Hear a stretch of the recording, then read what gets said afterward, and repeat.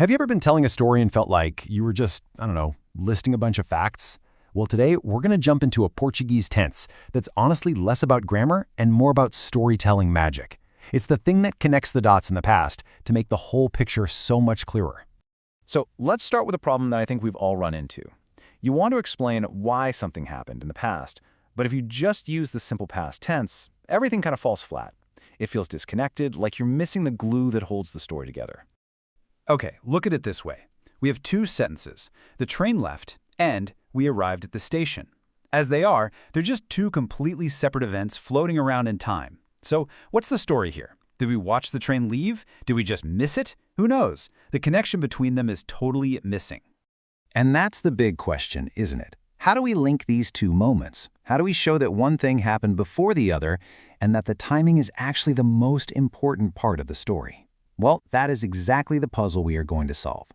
Here's our roadmap. We'll look at the problem, then we'll meet our new favorite storytelling tense. After that, we'll see how it's built, piece by piece, and then we'll put it all together with some really good examples.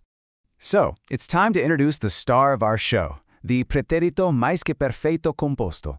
Yeah, I know, that name is a total mouthful, but seriously, stick with me, because this thing is about to become your storytelling superpower. The whole secret is right here in the definition. This tense is specifically designed to talk about a past within the past. You can think of it as the Portuguese way of saying, I had done something before something else happened. It's basically a grammatical time machine that lets you hit rewind from a point that's already in the past. And check this out. Here's the solution to our train problem.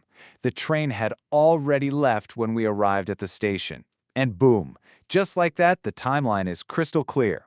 The action that happened first, tinha partido, gets the special tense.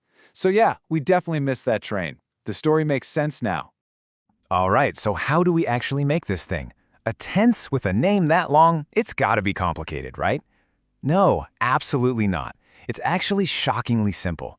It's just a basic two-part recipe. The formula is always the same. You just take the verb tear, to have, you put it in the imperfect tense, and then you tack on the past participle of your main action verb. That's it. That's the whole shebang. Okay, so ingredient number one is always the verb tear in the imperfect. Tinha, tinhas, tinha, tinhamos, tinham. This is like the engine of the whole phrase. It tells you who had done the action. Get this one little chart down and you are honestly halfway home. All right, we've got our engine. Now we just need to add the main event, and that's the past participle. This is the part of the verb that tells you what actually happened. And here's the best part. For most regular verbs, this is super predictable. It's just a simple pattern. If your verb ends in R, you swap that for ado. So falar becomes falado. If it ends in er or ir, it gets an ido ending. So comer becomes comido. See? It's wonderfully consistent. But, every language has its rebels, right? These common irregular verbs just do their own thing. They don't follow the pattern, and you just kind of have to get to know them over time. But don't sweat it, because you see them all the time. So words like feito for done and visto for seen will stick in your brain before you know it. Okay, so we've got our recipe, we've got our ingredients. Now it's time to start cooking. Let's put it all together and see what this tense looks like out in the wild. Check this one out, it's a classic. Yesterday I called you, but you had already left. You see the sequence? There are two actions. I called and you left. Which one happened first? You leaving. And that's exactly why it gets the special tense, tinha saído. It's all about providing that crucial context. Now this is a really cool comparison because it shows you just how powerful this is.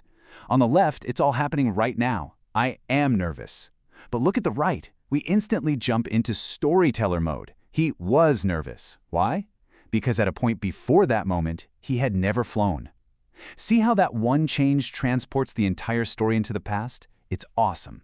And hey, here's a little pro tip for you. Anytime you see the word cuando, which means when, connecting two events in the past, your grammar alarm bells should go off. It is a huge sign that you're probably going to need this tense. The film had already started when we entered the room. It's a classic setup. This tense is also perfect for explaining the why behind a past feeling or situation. So, Susanna was happy. Okay, great, but why was she happy? Because at an even earlier point in time, she had won the lottery. See, the past perfect gives us that essential piece of backstory. So look, if you only take away one thing today, let it be this. When you have two actions in the past and you need to be clear that one happened before the other one, this is your tool. The action that happened first gets the past perfect. It really is that simple. So I'm going to leave you with a question to think about. Now that you've got this new storytelling tool in your pocket, what story from your own past, a missed flight, a surprise encounter, a reason you felt a certain way, can you now tell with way more clarity and a lot more impact? Go give it a try. Thanks for hanging out today.